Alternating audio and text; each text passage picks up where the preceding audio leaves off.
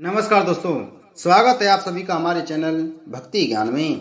दोस्तों, आज मैं आपको ज्येष्ठ मास महात्म के 15वें अध्याय की कथा सुना रहा हूँ, जिसमें हम वर्णन करेंगे गंगा अवतरण कथा वर्णन।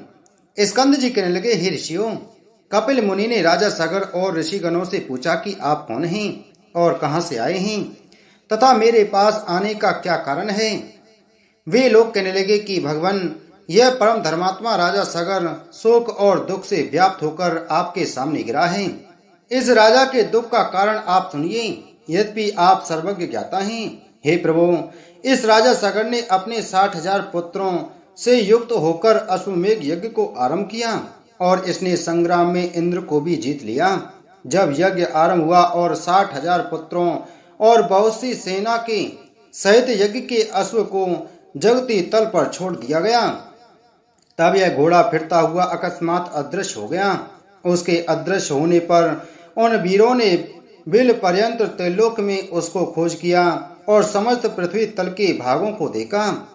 इनकी बातें सुनकर समाधि के द्वारा सब समाचार जानकर कपिल ऋषि बोले कि हे ऋषियों, इस कर्म को गुप्त रूप से करने वाला इंद्र है।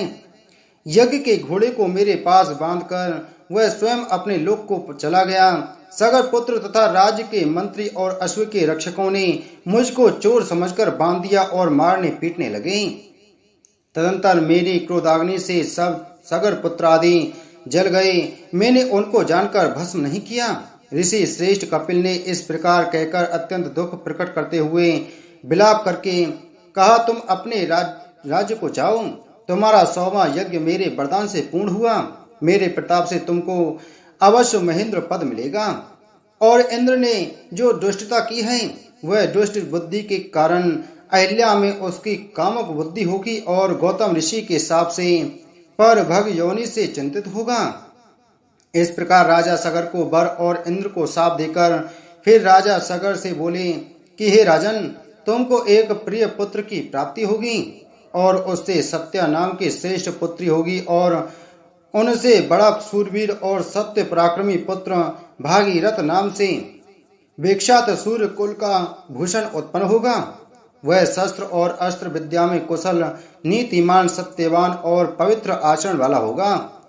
वह समस्त पृथ्वी को जीतकर अति दुष्कर तप करेगा। तप के प्रभाव से गंगा जी को स्वर्ग से अपने पितरों के उद्धार के लिए लावेगा। उस गंगा जी के दिव्य जल बिंदु के स्पर्श के आपके पुत्र दिव्य देहधारी हो जाएंगे और तुम्हारे साथ विष्णु मंदिर वैकुंठ लोक को जामेंगे। पृथ्वी पर राजा भागीरथ से लाई जाने वाली श्री गंगा जी भागीरथी के नाम से प्रसिद्ध होगी।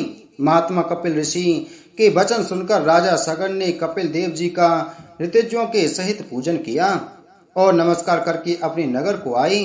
इसके पश्चात बड़े कष्ट के साथ कुछ समय बीतने पर एक अच्छे दिन मुहूर्त में सती सौवा को पुत्र उत्पन्न हुआ। अनेकों गुणों से युक्त दूसरे जयंत इंद्र के पुत्र के समान था। वशिष्ठ ऋषि ने आकर उस पुत्र का जात कर्म आदि संस्कार किया। उसके जन्म के समय गौदान तथा अनेकों और दूसरे दान देकर अन्य जनों को वस्त्र धन आदि देकर प्रसन्न किया। 12वें दिन उस बालक का नामकरण संस्कार करके उसका नाम भागीरथ रखा और शुक्ल पक्ष के चंद्रमा की तरह प्रतिदिन वह बढ़ने लगा। उपनयन समय आने पर राजा सागर ने विधिवत अपने पौत्र का उपनयन संस्कार किया। वह राजपुत्र 16 वर्ष की आयु के पूर्व ही हाथी, घोड़ा, रथ आदि समस्त विद्याओं और कलाओं का पूर्ण ज्ञाता हो गया।